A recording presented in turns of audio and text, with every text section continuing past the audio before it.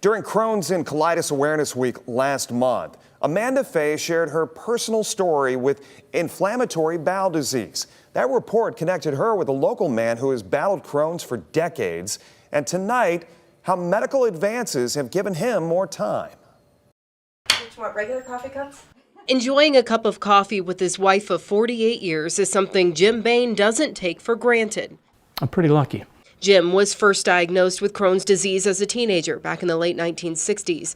Without a ton of information or treatment options, Jim had a number of bowel resections to cut out the damaged portions of his bowel created by inflammation.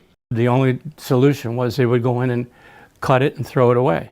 In 2008, his last resection left him with 25% of his small intestine and half of his colon. He wasn't responding to medication, wasn't absorbing nutrients, and was diagnosed with short bowel syndrome. He said, I've done everything I can do for you. He said, I think we need to turn you over to the transplant team. Jim got his new colon and small bowel at the Cleveland Clinic in 2016.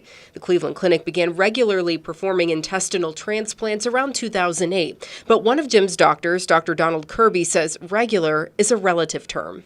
This is a different animal.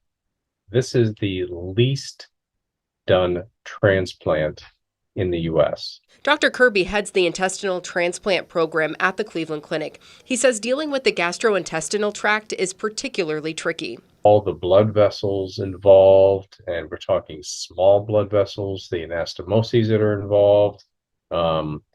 These people have had clots and other nasty things.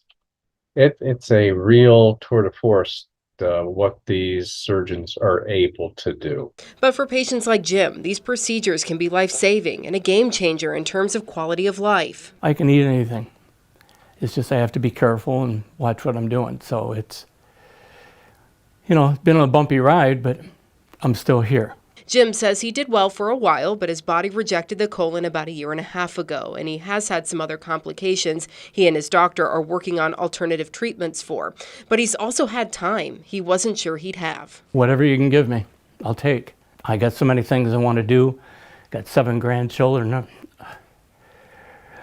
And I wanted to be healthy as much as I could. Jim says he's lucky to be alive at a time when something can be done to give him that time. He and Dr. Kirby encourage everyone to consider organ donation. You never know the difference you might make. Reporting in West Toledo, Amanda Fay, WTOL 11.